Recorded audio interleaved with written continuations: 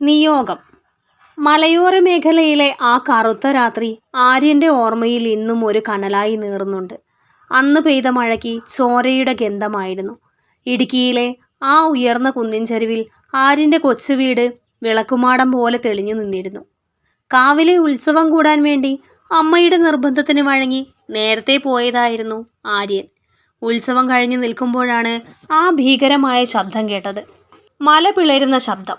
പിറ്റേന്ന് പുലർച്ചെ ചെളിയിൽ പുതഞ്ഞ ആ മണ്ണിൽ അവൻ്റെ വീടിരുന്ന അടയാളം പോലും ബാക്കിയുണ്ടായിരുന്നില്ല. തൻ്റെ അച്ഛനും അമ്മയും കുഞ്ഞനിയനും ആ മണ്ണോട് മണ്ണായി മാറിയിരുന്നു. ഒരു രാത്രി കൊണ്ട് ആര്യൻ എന്ന 12കാരൻ ഈ ലോകത്ത് തനിച്ചായി. ബന്ധുക്കളുടെയും നാട്ടുകാരുടെയും സഹതാപം അധിക നാൾ നീണ്ടു നിന്നില്ല. ആരും തിരിഞ്ഞു നോക്കാനില്ലാതെ വന്നപ്പോൾ ആ മലയോരത്തിൻ്റെ പച്ചപ്പിൽ നിന്നും ആര്യൻ നഗരത്തിലെ അനാഥാലയത്തിൻ്റെ ചുവരുകൾക്കുള്ളിലേക്ക് മാറ്റപ്പെട്ടു. ആ അനാഥാലയം ഒരു വീടായിരുന്നില്ല, മറിച്ച് ആൺകുട്ടികൾ മാത്രം വസിക്കുന്ന കരുണയില്ലാത്ത ഒരു തടവറയായിരുന്നു. അവിടെ സ്നേഹത്തിന് പകരം അധികാരവും പേടിയുമാണ് ഭരിച്ചിരുന്നത്. ആര്യൻ എന്ന 6ാം ക്ലാസ്സുകാരൻ ആ ഹോസ്റ്റലിൻ്റെ ഒരു മൂലയിൽ ഒതുങ്ങിക്കൂടി. വീട്ടിലെ അമ്മയുടെ മണവും അനിയൻ്റെ ചിരിയും അവനെ വല്ലാതെ വേട്ടയാടി. അവിടെ വലിയ കുട്ടികൾ ചെറിയവരെ ക്രൂരമായി പീഡിപ്പിക്കുന്നത് നിത്യസംഭവമായിരുന്നു. റാഗിംഗ് എന്ന പേരിൽ നടക്കുന്ന വന്യമായ ക്രൂരതകൾ. രാത്രിയിൽ ഡോർമിറ്ററിയിലെ ലൈറ്റുകൾ അണയുമ്പോൾ ആര്യൻ ഭയന്ന് വിറച്ചു. പലപ്പോഴും മുതിർന്ന കുട്ടികൾ അവനെ ബലമായി കീഴ്പ്പെടുത്തുകയും ഉപദ്രവിക്കുകയും ചെയ്തു. ആ ബാലമനസ്സിൽ അന്ന് പതിഞ്ഞ മുറിവുകൾ അവനെ പതുക്കെ ഒരു അന്തർമുഖനാക്കി മാറ്റി. കണ്ണീരും നിലവിളിയും കേൾക്കാൻ ആരുമില്ലാത്ത ആ രാത്രികൾ അവനിൽ കഠിനമായ ഒരു മാനസികാഘാതം സൃഷ്ടിച്ചു. തനിക്ക് നേരെ ഉയർന്ന ഓരോ കൈകളും അവനെ ഭയപ്പെടുത്തി. വർഷങ്ങൾ കടന്നുപോയി. തന്നെ ഉപദ്രവിച്ചവരോടുള്ള പേടി പതുക്കെ ഒരു വാശിയായി ആര്യൻ്റെ ഉള്ളിൽ വളർന്നു. തന്നെ ആരും ഇനി ഉപദ്രവിക്കരുത് എന്ന ഉറച്ച തീരുമാനത്തിൽ അവൻ തൻ്റെ ശരീരം ശ്രദ്ധിക്കാൻ തുടങ്ങി. അനാഥാലയത്തിലെ പരിമിതമായ സൗകര്യങ്ങളിൽ അവൻ വ്യായാമം ചെയ്തു. പതുക്കെ അവൻ്റെ തോളുകൾ വിരിഞ്ഞു. കൈകൾക്ക് ഉരുക്കിൻ്റെ കഴുത്തുണ്ടായി. പേടി നിറഞ്ഞ ആ പഴയ കുട്ടിയെ കൊന്ന് അവനൊരു പോരാളിയായി മാറി. വർഷങ്ങൾ ആര്യനെ പാകപ്പെടുത്തിയത് കണ്ണീർ കൊണ്ടല്ല, മറിച്ച് താൻ അനുഭവിച്ച അപമാനങ്ങളോടുള്ള പക കൊണ്ടായിരുന്നു. ഹോസ്റ്റലിലെ ആ ഇരുണ്ട ഇടനാഴികളിൽ പണ്ട് തന്നെ ഉപദ്രവിച്ചവരുടെ നിഴലുകൾ കാണുമ്പോൾ ആര്യനിപ്പോൾ ഭയന്നില്ല. പകരം അവൻ്റെ ഉള്ളിൽ ഒരു അഗ്നി ആളിക്കത്താൻ തുടങ്ങി. ഇനി ഈ ശരീരത്തിൽ ഒരുത്തൻ്റെയും കൈ പതിക്കരുത് എന്ന വാശി അവനെ പതുക്കെ ഒരു പോരാളിയാക്കി മാറ്റി. അനാഥാലയത്തിലെ പരിമിതമായ സൗകര്യങ്ങൾക്കിടയിൽ അവൻ സ്വന്തമായ ഒരു ലോകം പടുത്തുയർത്തി. ജിം ഉപകരണങ്ങൾ ഒന്നുമില്ലെങ്കിലും ഹോസ്റ്റലിലെ വിറക് വെട്ടിയും വലിയ വെള്ളം നിറച്ച ബക്കറ്റുകൾ ഉയർത്തിയും അവൻ തൻ്റെ പേശികളെ ഉരുക്കുപോലെ ഉറപ്പിച്ചു. 12ാം ക്ലാസ്സിൽ പഠിക്കുമ്പോൾ പണ്ട് തന്നെ ഉപദ്രവിച്ചതുപോലെ പുതിയ കുട്ടികളെ ആരെങ്കിലും തൊടാൻ വന്നാൽ ആര്യൻ്റെ വിരിഞ്ഞ തോളുകളും ഉരുക്കിൻ്റെ കരുത്തുള്ള മുഷ്ടികളും അവർക്ക് മുന്നിൽ ഒരു വൻമതിലായി നിന്നു. ഒരേ സമയം 2 പേർ വന്നാലും അടിച്ച് നിലം പരിശാക്കാനുള്ള ആൺകരുത്ത് അവൻ നേടിയെടുത്തു. സാഹചര്യങ്ങൾ അനുകൂലമല്ലാത്തതിനാൽ +2 റെഗുലറായി പഠിക്കാൻ അവന് കഴിഞ്ഞില്ല. പകൽ സമയങ്ങളിൽ കെട്ടിടം പണിക്കും ലോഡിംഗ് പണിക്കും പോയി അവൻ പണമുണ്ടാക്കി. കഠിനമായ ആ ശാരീരിക അധ്വാനം അവൻ്റെ ഉടലിനെ കൂടുതൽ വശ്യവും കരുത്തുറ്റതുമാക്കി മാറ്റി. ഓരോ കല്ല് ചുമക്കുമ്പോഴും അവൻ്റെ ഓരോ പേശികളും വിറച്ച് തെളിയുന്നുണ്ടായിരുന്നു. പ്രൈവറ്റായി +2 പരീക്ഷ എഴുതി ഉയർന്ന വിജയം നേടിയ ആര്യൻ സ്വന്തമായി അധ്വാനിച്ചുണ്ടാക്കിയ പണം കൊണ്ട് നഗരത്തിലെ ഒരു റെഗുലർ കോളേജിൽ ബിരുദത്തിന് ചേർന്നു. കോളേജിൽ എത്തിയ ആര്യൻ എല്ലാവരുടെയും കണ്ണിലുണ്ണിയായി മാറി.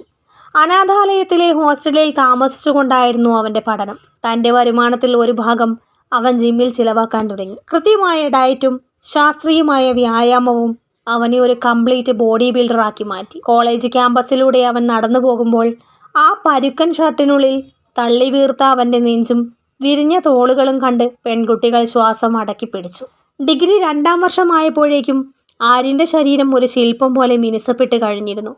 അവൻ്റെ വിരിഞ്ഞ നെഞ്ചിലെ ഓരോ പേശികളും വന്യമായ ഒരു താളത്തിൽ തുടിച്ചു. ആ വർഷത്തെ മിസ്റ്റർ ഇടുക്കി മത്സരത്തിൽ വേദിയിൽ കയറി നിൽക്കുമ്പോൾ അവൻ തൻ്റെ ഭൂതകാലത്തെ എല്ലാ അവഗണനകളെയും ചവിട്ടി മെതിക്കുകയായിരുന്നു. ആ കിരീടം ആര്യൻ്റെ ശിരസിലണിയുമ്പോൾ കോളേജ് ഹാളിൽ കരഘോഷം മുഴങ്ങി. തൻ്റെ ഉറ്റവർ ഇല്ലാത്ത ലോകത്ത് ആ വിജയത്തിൻ്റെ മധുരം നുകരാൻ അവൻ ഏറ്റവും അധികം ആഗ്രഹിച്ചത് ഒരാളുടെ സാന്നിധ്യമായിരുന്നു. അത് ലൈലയായിരുന്നു. അവൻ്റെ ജീവിതത്തിലെ തണൽമരം. ആര്യൻ്റെ ജീവിതത്തിലെ ഏറ്റവും വലിയ കരുത്ത് ലൈലയായിരുന്നു. കേവലം ഒരു സഹപാഠി എന്നതിലുപരി അവൾ അവന് നഷ്ടപ്പെട്ട സ്നേഹത്തിൻ്റെ തണലായിരുന്നു. അനാഥാലയത്തിലെ പരുക്കൻ ചുറ്റുപാടിൽ പണം കണ്ടെത്താൻ അവൻ ബുദ്ധിമുട്ടിയപ്പോഴൊക്കെ ലൈല അവനറിയാതെ സഹായങ്ങൾ എത്തിച്ചു. തൻ്റെ പോക്കറ്റ് മണിമിച്ചം വെച്ചും ഉമ്മയോട് കള്ളം പറഞ്ഞും അവൾ ആര്യൻ്റെ ഡയറ്റിനും പഠനത്തിനും പണം കണ്ടെത്തി. ആര്യ, നിനക്ക് ആരുമില്ലെന്ന് ഇനി ഒരിക്കലും പറയരുത്. നീ ജയിക്കുന്നത് കാണാനാണ് എനിക്കിഷ്ടം. ലൈലയ്ക്ക് ആര്യനോട് വല്ലാത്തൊരു ഇഷ്ടമായിരുന്നു. പക്ഷേ അത് വെറും ഒരു പ്രണയമായിരുന്നില്ല. മറിച്ച് പരുക്കനായ ആ കരുത്തന് പിന്നിലെ വേദനിക്കുന്ന മനസ്സിനെ സ്നേഹിക്കുന്ന ഒരു ബെസ്റ്റിയുടെ കരുതലായിരുന്നു. അവർ എപ്പോഴും ഒന്നിച്ചായിരുന്നു, ക്യാൻറ്റീനിലും ലൈബ്രറിയിലും ജിമ്മിലും. ലൈലയുടെ സാമീപ്യം ആര്യൻ്റെ ഉള്ളിലെ ആ പഴയ നോവുകളെ പതുക്കെ മായ്ച്ചു കളഞ്ഞു. ആര്യൻ ആദ്യമായി വിശ്വസിച്ച, തൻ്റെ ഹൃദയം തുറന്ന ഏക പെൺസുഹൃത്ത് അവളായിരുന്നു. ദിവസങ്ങൾ അങ്ങനെ കടന്നുപോയി. കോളേജ് ക്യാമ്പസിലെ തിരക്കുകൾക്കിടയിലേക്ക് പുതിയൊരു വസന്തം കടന്നു വന്നതുപോലെയായിരുന്നു അത്. ആര്യൻ്റെ ജീവിതത്തെ മാറ്റിമറിക്കാൻ പോകുന്ന ആ നിമിഷം. കോളേജ് വരാന്തയിൽ പതിവില്ലാത്ത ഒരു നിശബ്ദത പടർന്ന ഉച്ചസമയം. കൊമേഴ്സ് ഡിപ്പാർട്ട്മെൻറ്റിലെ സ്റ്റാഫ് റൂമിന് മുന്നിലൂടെ പുതിയൊരു ലെക്ചറർ നടന്നു വരുന്നത് ആര്യൻ കണ്ടു. സാവധാനത്തിലുള്ള ആ നടത്തത്തിൽ തന്നെ ഒരു പ്രത്യേക ഗാംഭീര്യമുണ്ടായിരുന്നു.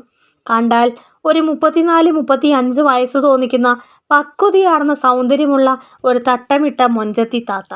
ഇളം നീല നിറത്തിലുള്ള ഷിഫോൺ സാരിയാണ് അവർ ധരിച്ചിരുന്നത്. ആ സാരിക്കിടയിലൂടെ അവരുടെ വെളുത്തു തുടുത്ത ഇടുപ്പും വിരിഞ്ഞ ഉടലും ഒരു കവിത പോലെ തോന്നിപ്പിച്ചു. തലയിലൂടെ അയച്ചു പുതച്ചിരുന്ന കറുത്ത തട്ടം അവരുടെ മുഖത്തെ ആ വശ്യമായ തിളക്കം ഇരട്ടിയാക്കി. ആ നാട്ടിലെ ഓരോ യുവാക്കളെയും ഭ്രാന്ത് പിടിപ്പിക്കാൻ പോന്ന ഒരു ശാലീന സുന്ദരി. ആര്യൻ ലൈബ്രറിക്ക് മുന്നിലെ വലിയ തൂണിൽ ചാടി നിൽക്കുകയായിരുന്നു. അവരവന് തൊട്ടടുത്തെത്തിയപ്പോൾ അറിയാതെ ആര്യൻ്റെ കണ്ണുകൾ അവരിൽ ഉടക്കി. ആര്യൻ ആദ്യമായിട്ടായിരുന്നു ഒരു പെണ്ണിനെ ഇത്രയധികം ആഴത്തിൽ നോക്കുന്നത്.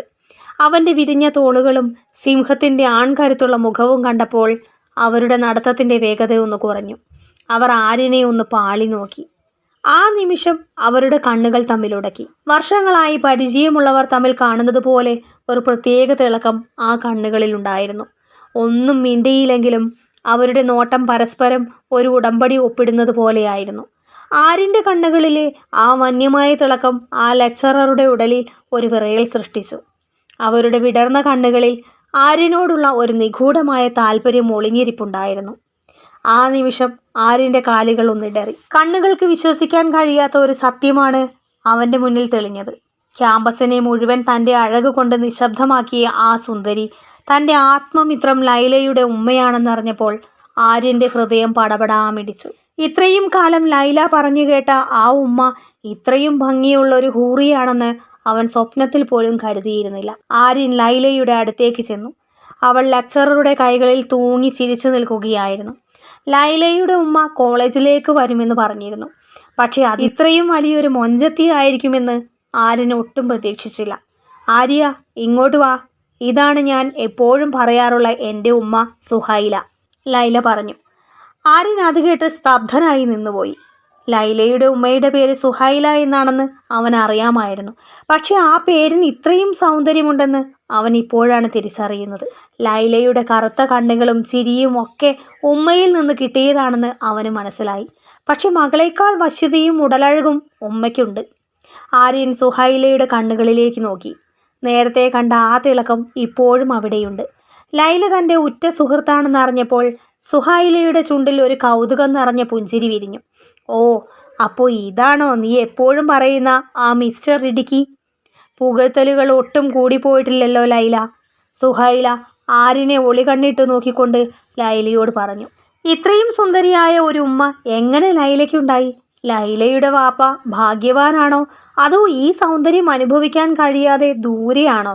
ഈ തട്ടത്തിനടിയിൽ സുഹൈല ഒളിപ്പിച്ചു വെച്ചിരിക്കുന്നത് ഒരു വൻ കാമക്കടലാണല്ലോ. ലൈല തൻ്റെ ബെസ്റ്റിയാണെന്ന ചിന്ത ഒരു വശത്ത്. അവനെ തടയുമ്പോഴും സുഹൈലയുടെ ആ സാരി മടക്കുകൾക്കിടയിലൂടെ കാണുന്ന വെളുത്ത വയറും വിരിഞ്ഞ പൊക്കൽ ചുഴിയും അഴകൊത്ത ഉടലും ആര്യൻ്റെ ഉള്ളിലെ കാമത്തെ ഉണർത്തി. തൻ്റെ സുഹൃത്തിൻ്റെ ഉമ്മയെ ഇത്രയും മോശമായി നോക്കാൻ പാടില്ലെന്ന് അവൻ സ്വയം ശാസിച്ചെങ്കിലും സുഹൈലയുടെ വശ്യമായ ആ നോട്ടം അവനെ കീഴടക്കി കഴിഞ്ഞിരുന്നു. ലൈല അവരെ പരസ്പരം പരിചയപ്പെടുത്തിക്കൊണ്ടിരുന്നു. സുഹൈല ആര്യനെ ഒന്ന് അടിമുടി നോക്കി. അവൻ്റെ ഷർട്ടിലൂടെ തള്ളി നിൽക്കുന്ന നെഞ്ചിലെ പേശികളും ആ കരുത്തൻ രൂപവും ഒരു ലെക്ചറർ എന്നതിലുപരി ഒരു പെണ്ണെന്ന നിലയിൽ സുഹൈലയെയും ആകർഷിച്ചു. ജിം ട്രെയിനർ ആണെന്ന് ലൈല പറഞ്ഞു. എൻ്റെ ഈ തടിയൊന്ന് കുറയ്ക്കാൻ ആരിന് എന്നെ സഹായിക്കാൻ പറ്റുമോ? സുഹൈലയുടെ ആ ചോദ്യത്തിൽ ഒരു ഗൂഢാർത്ഥമുണ്ടെന്ന് ആര്യന് തോന്നി. ജിമ്മിലെ വിയർപ്പും ഇരുട്ടും തങ്ങളുടെ ബന്ധത്തെ എവിടെ എത്തിക്കുമെന്ന് ആര്യൻ അന്നേ സ്വപ്നം കണ്ടു തുടങ്ങി. ലൈലയുടെ സാമീപ്യം പോലും മറന്ന് ആര്യൻ ആ സുന്ദരിയുടെ വാക്കുകളിൽ ലയിച്ചു നിന്നു. അനാഥനായ ആര്യൻ്റെ ജീവിതത്തിലേക്ക് സ്നേഹവും കരുതലുമായി ലൈല വന്നപ്പോൾ കാമവും ലഹരിയുമായി സുഹൈലയും കടന്നു വന്നിരിക്കുന്നു. പിറ്റേ ദിവസം ലൈല തൻ്റെ ബാഗ് തോളിലിട്ട് ആര്യനോടൊപ്പം ക്യാമ്പസിലെ ആൽമര ചോട്ടിലേക്ക് നടന്നു. ആര്യൻ്റെ ഉള്ളിൽ ഇപ്പോഴും സുഹൈല എന്ന സുന്ദരിയുടെ രൂപം മാത്രമായിരുന്നു. ലൈല, നിന്റെ ഉമ്മ ഇത്രയും ഗ്ലാമർ ആണെന്ന് ഞാൻ അറിഞ്ഞില്ല. സത്യം പറ, ഉമ്മയ്ക്ക് എത്ര വയസ്സുണ്ടാകും? ആകാംക്ഷയോടെ ആര്യൻ ലൈലയോട് ചോദിച്ചു. ഉമ്മയ്ക്ക് 39 വയസ്സ്. കണ്ടാൽ പറയില്ലല്ലേ? അവൾ പറഞ്ഞു. ഒരിക്കലുമില്ല, ഒരു 28-30, അതിലപ്പുറം ആരും പറയില്ല. അവൻ അത്ഭുതത്തോടെ പറഞ്ഞു. മെല്ലെ പറ, ഉമ്മ കേൾക്കണ്ട. ഉമ്മ കേട്ടാൽ നിന്നെ പിടിച്ചു ഉമ്മ വയ്ക്കും. ലൈല ചിരിച്ചുകൊണ്ട് പറഞ്ഞു. ഉമ്മയുടെ കല്യാണം 18-ാം വയസ്സിലായിരുന്നു, കോളേജിൽ 1-ാം വർഷം പഠിക്കുമ്പോൾ.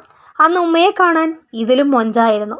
ക്യാമ്പസിലെ ഒരു പയ്യൻ ഉമ്മയ്ക്ക് ലവ് ലെറ്റർ കൊടുത്തു എന്നറിഞ്ഞപ്പോൾ വീട്ടുകാർക്ക് വെകിളി പിടിച്ചു. പഠിപ്പ് നിർത്തണ്ട എന്ന് തീരുമാനിച്ചെങ്കിലും കല്യാണം പെട്ടെന്ന് നടത്തി.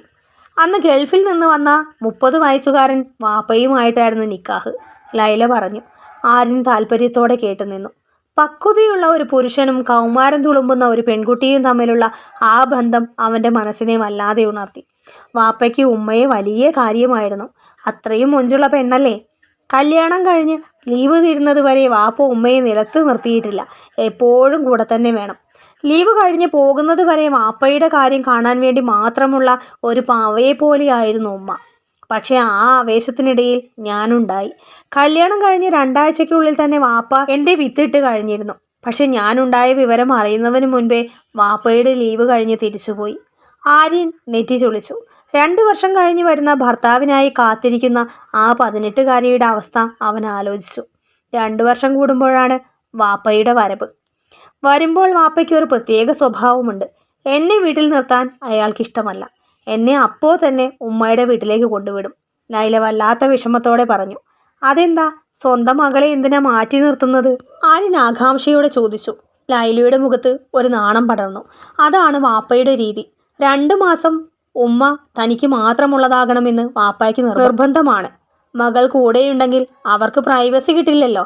വാപ്പ വരുമ്പോൾ ഉമ്മയെ രാവും പകലും മുഴുതുമറിക്കും. ലൈല നാണത്തോടെ പറഞ്ഞു. ആര്യൻ്റെ ഉള്ളിൽ ആ കാഴ്ചകൾ മിന്നിമറഞ്ഞു. 2 വർഷത്തെ ദാഹം തീർക്കാൻ ഒരു 30-കാരൻ ആ ഹൂറിയെ എങ്ങനെയായിരിക്കും ഉപയോഗിച്ചിട്ടുണ്ടാവുക? അത് ആലോചിക്കുമ്പോൾ തന്നെ ആര്യൻ്റെ പാൻസിനുള്ളിൽ ഒരു മരവിപ്പ് പടർന്നു. ഇപ്പോൾ വാപ്പ പോയിട്ട് 1 വർഷമായല്ലോ. സുഹൈല ഇപ്പോൾ ശരിക്കും ദാഹിച്ചിരിക്കുകയാവും. ഈ 1 വർഷം അവളെ ആരും തൊട്ടിട്ടില്ലെങ്കിൽ ആ ഉടലിൽ ആര് തൊട്ടാലും അതൊരു അഗ്നിപർവ്വതമായി പൊട്ടിത്തെറിക്കും. അതാലോചിച്ചപ്പോൾ ആര്യൻ്റെ നെഞ്ചിലൊരു മിന്നൽ പിണർ പാഞ്ഞുപോയി. ലൈല പറഞ്ഞു വന്നത് അവളുടെ വാപ്പയുടെ ആൺകരുത്തിനെ കുറിച്ചല്ല, മറിച്ച് സുഹൈല എന്ന ഹൂറി അനുഭവിക്കുന്ന നിശബ്ദമായ പീഡനങ്ങളെക്കുറിച്ചാണെന്ന് അവൻ തിരിച്ചറിഞ്ഞു. തുടരും.